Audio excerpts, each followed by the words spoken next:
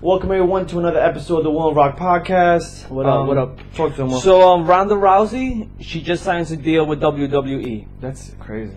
Crazy. But don't you agree that you prefer seeing her, do something like that instead of having to stand into the octagon, because she took two really brutal losses, her last two? Yeah, I think it's the healthiest route for her. She did her job for MMA, and I say MMA, not just UFC, because for UFC obviously, but for the sport of MMA, she did so much for women's MMA. So I think if you see from that perspective, the amount of young girls looking up to her and how many fighters she inspired to be a big name. And now you get the Cyborgs and the Amanda Nunes and the Roses who are stepping up, and people want to see them fight. No, and most of that, like you mentioned, comes from Ronda Rousey. No, 100%. This is definitely the safer route for her too. It's a healthier route for her. Yeah, without a doubt. Mentally a little healthier, I would say. She's still gonna get slammed, but at least she's not doing any real major damage, I would say. But that's that, and then now. Hold on. Yeah. But just I want to add something else to it. I'm not a fan of when fighters decide to take a different route in their careers, and still leave. It's like they always leave that window open. Like for example, Brock Lesnar. He left because he got caught on steroids and he's banned it for a while. So he re-signed his contract with the WWE, and God knows where that's going. But my point is, they never say, "Oh, I'm retired." In other words. It's a possibility she might come back. There's a possibility she could always come back. I mean, why, so why not? It's up to them at this point. Yeah. My point is, I'm not a fan of always being not looped on someone's career. Like, if they're going to retire. If not, not. Which, in this case, not. Yeah. Just because she's starting something new doesn't necessarily mean that she wouldn't come back. So she's technically not retired, and that's why she shouldn't say, I'm retired, because she's technically not. No, sure. But anyways, one extra news that came out also, Silva got popped yet again. As we know, he got popped already twice before. The last one was when he was supposed to fight Gastelum. So he gets popped again. I mean, how many times you're gonna have to get popped? You're at almost 40 years old now. No, he is 40. He's 40 years old. When I'm 41. So the thing about the scary part about this is, I mean, obviously we feel like he should retire. But what I meant by scary is, if they do suspend him at this point, they could give him any amounts of years. I was reading an article that was sent by one of our YouTube followers, and it literally states that they could go up to 8-year ban for him. 8-year ban for him, because this is the second time coming. And let's say they're nice and give him a 4-year ban, which I think will be the nice thing to do, or even a 3-year ban. He's done from the sport. Yeah. He should definitely completely stop. And he should. Hold on a second. Another thing, everybody got on John Jones's back for ruining his career, but this is somebody who was considered to be the best fighter who ever fight in the UFC. Yeah. Let alone mixed martial arts. And here's the second time he gets popped. What does that do to the Anderson Silva franchise? Yeah. His name. No, I agree. It taints it badly for his franchise. You're right, because at this point, right, if they give him a 3-year ban, he has to retire at that point. He's not going to be fighting at 45. I don't see it happening. But he retires not because on his own terms. It's more because he got popped for steroids, which is depressing, because you're talking about one of the guys that came into that middleweight division and just cleaned house, went up to light heavyweight, performed, knocked out Irvin and then Forrest Griffin. Like, he's a true pioneer of the sport, and gets knocked out and loses a couple of fights right afterwards. It's interesting. It's like he was the Michael Jordan, literally the Michael Jordan of the sport. And this is what makes amazing champions, like someone like Michael Jordan. Like, if we knew Michael Jordan for whatever reason was on steroids throughout his whole career. Yeah, and there goes his legacy. Yeah, Roger Clemens type of thing. Yeah, no, I agree with you 100%. It's just sad, man. It really is. It's really sad to see somebody of his caliber.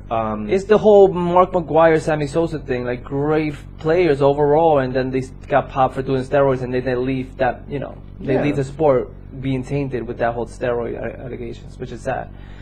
Anyways, that's that. And then the last one, last news for today, I was on my Instagram and I see Mayweather putting footage on his Instagram running into like an octagon and just starting like doing circles like he's warming up. That dude is insane. McGregor already calls him out. He called him out. He said he won't be the same human being if he decides to fight McGregor. And I agree. I don't think. I mean, there's different levels. I think maybe Mayweather's just doing that to bring some publicity to UFC because maybe they're either going to cut him a check, not necessarily to fight, but maybe to promote. Who knows? Who exactly knows? Nobody knows, right? Because they're just messing around with us on IG. But I really hope he doesn't come to MMA. Just stick to what you know, which is boxing. Don't come into that octagon because they could put the worst fighter there to fight with you, and you might get strangled within a minute or two. So I prefer him to just stick to boxing. He still has one more fight in his contract to box. Why don't you just fight one more time? You're going to demolish whoever you're going to fight, and then just retire. Just retire at this point. Retire, or if you want to make a big fight the winner of Canelo and Triple G too, because that just got confirmed for sometime in May, if I'm not mistaken.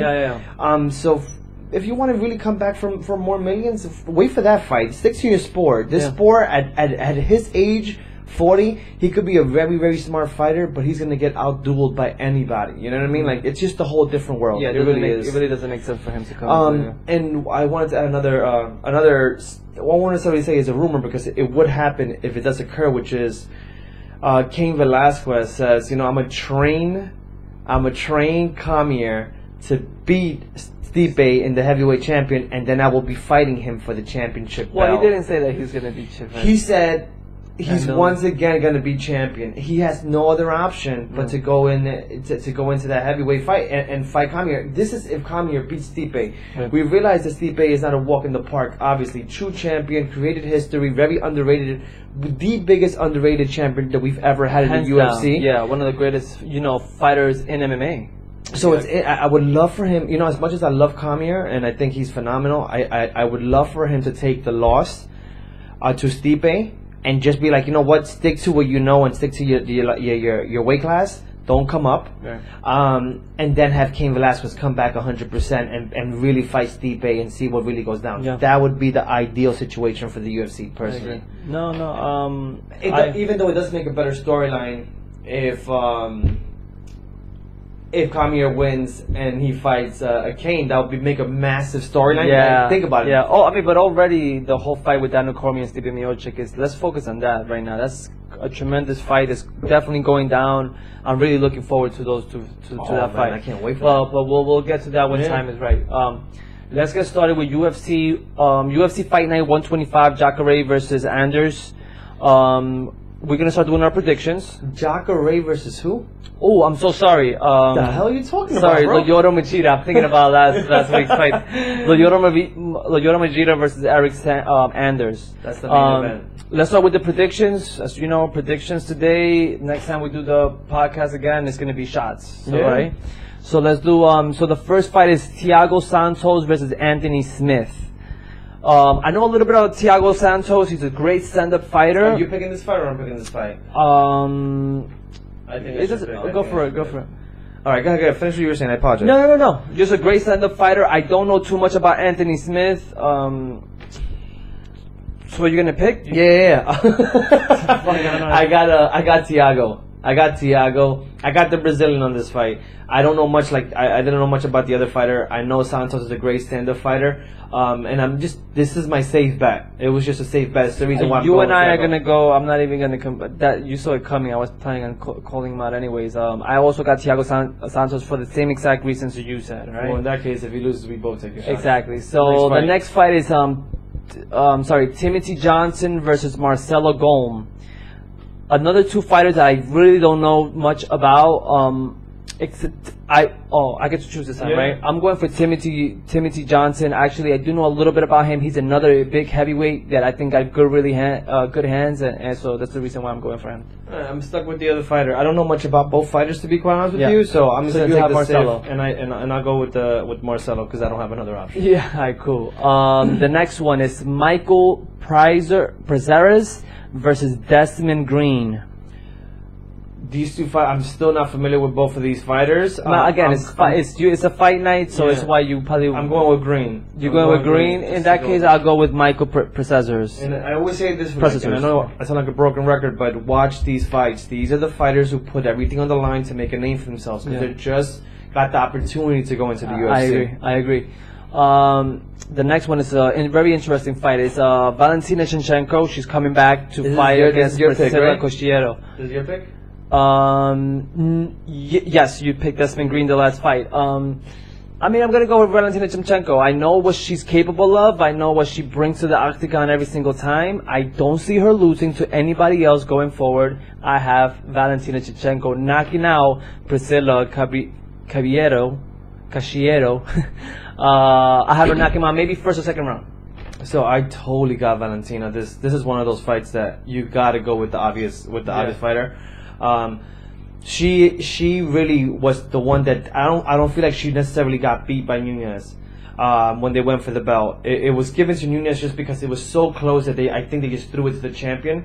But she won it. That was a toss-up. Hell no, that was a toss-up. I think Amanda Nunes won it fair and square. Should they fight again? For sure, they should fight again. I don't know about fair and square. That fight was too close for me. But at the end of the day, I hope Shevchenko wins because this once again does great things for the women's division. Someone absolutely. by her name, and she's phenomenal fighter. She's very overall well-grounded fighter. Very Hands good down. technique. She's submitted a couple of people. The dark horse from that division. We always talk about dark horses. She's definitely one of those. She's definitely one of them. I agree with you 100% on that. That good.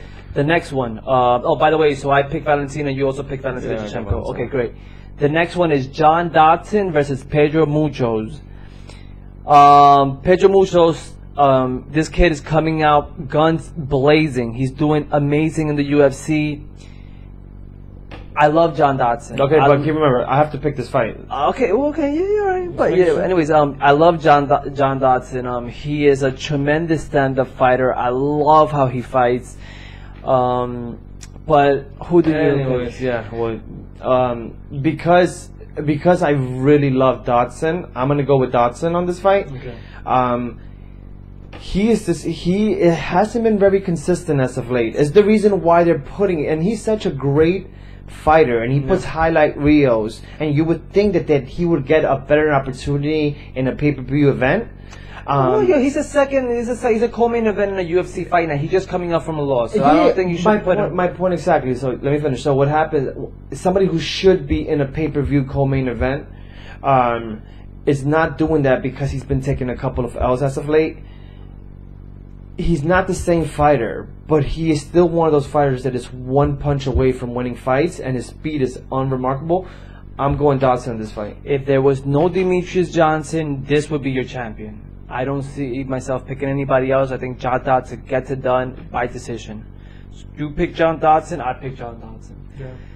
And the last fight, the main card of the day, is Lyoto Machida versus Eric Anders.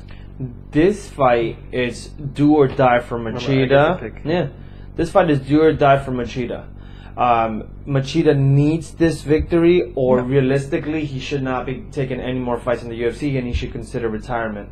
Willie, I really want to use. So, coming from two knockouts already, Lyoto Machida, I believe that two knockout losses. Two knockout losses for Lyoto Machida. Unfortunately, he's a step behind where he used to be. He's just not all there. A guy like Eric Sanders, who's hungry, who's just coming up in the UFC, they put him the perfect competition to knock somebody out. I'm picking Eric Anders with a left hook to the face. First or second round. You know what? I'm just going to contradict you. I'm going to go with the veteran Machida. Do I really believe Machida could pull this off? I think he could definitely make some noise in the weight class if he goes back to his old ways. If he does what he's been doing, which is too patient to fight, he's going to get clipped. And he's been having way too many issues with that. Hopefully he got the ring rust when he fought Derek Bronson, and now he's back 100%. So I got Machida in this fight. Cool. So that's the card. We'll see you guys next week with the results and the shots. All right. Peace. Peace, guys.